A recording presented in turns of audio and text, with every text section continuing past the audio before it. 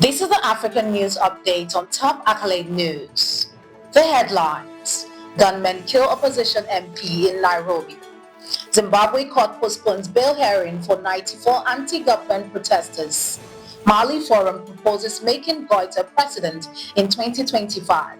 South Africa to present revised budget on May 21st.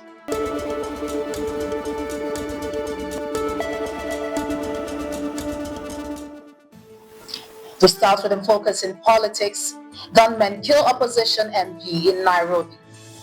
Kenya is reeling from the assassination of opposition MP Charles Ong'ondo Were, who was shot dead in Nairobi on Wednesday night by gunmen on a motorcycle in what police describe as a targeted and premeditated attack. The Kasipu legislator, who had recently reported threats to his life, was ambushed near a busy roundabout on Ogun Road and later pronounced dead at Nairobi Hospital. President William Ruto has ordered a full investigation, while fellow lawmakers and opposition leader Raila Odinga have condemned the killing as cold-blooded political attack. Were was serving his second term in parliament under the Orange Democratic Movement. Still in politics, Zimbabwe court postpones bail hearing for 94 anti-government protesters. In Zimbabwe, the High Court has postponed a bail appeal hearing for 94 individuals accused of staging anti-government protests in Harare on March 31st, following a request from prosecutors to call the investigating officer as a witness. The group allegedly responded to calls by exiled war veteran Blaise Giza to protest against President Emmerson Mnangagwa, with court documents claiming they intended to march to the State House and possibly remove the president. Only one protester has been granted bail so far.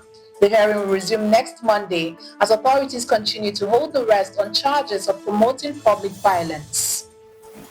Moving on in politics, Mali Forum proposes making Goïta president in 2025. A national political forum in Mali has recommended amending the country's transitional charter to install military leader General Assimi Goïta as president for a renewable 5-year term starting in 2025.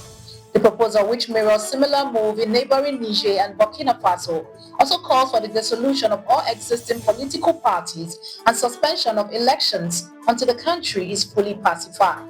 Critics warn that the plan could dismantle Mali's multi-party democracy, reintroducing long-term authoritarian rule.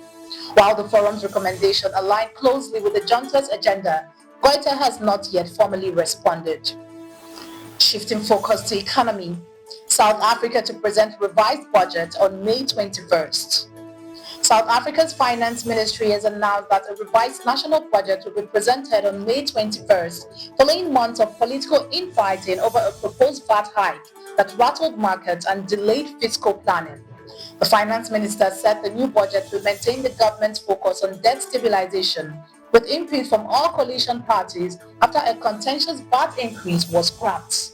The dispute, which saw the Democratic Alliance take the budget to court, exposed deep rift within the government of national unity and contributed to a decline in the rand. He admitted the process has been messy but vowed to continue fiscal consolidation. You are watching the African News Update on Top Accolade News. Do stay with us. Still to come.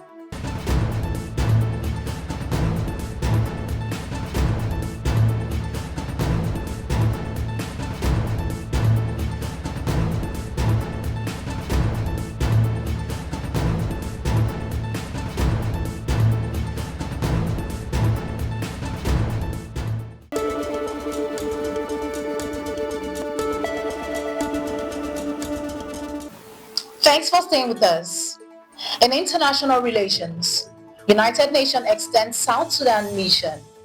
The United Nations Security Council has extended the mandate of its peacekeeping mission in South Sudan, UNMISS, just 9 days until May 9, 2025, in what it called a short-term technical rollover to allow more time for debate on the mission's future.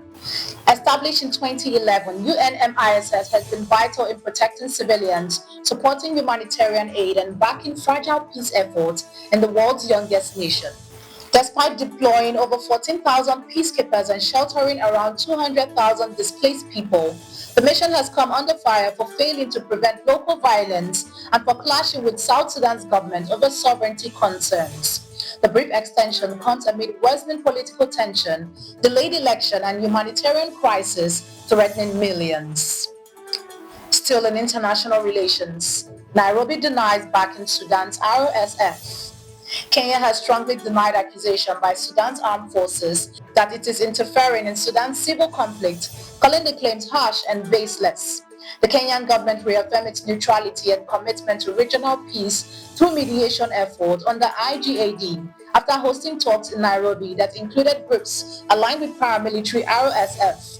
In response, Sudan recalled its ambassador and suspended tea imports from Kenya, deepening diplomatic tensions. Nairobi also dismissed allegations from former Deputy President Rigathi Gachagua, who claimed President Ruto had ties with RSF commander, as politically motivated and unverified.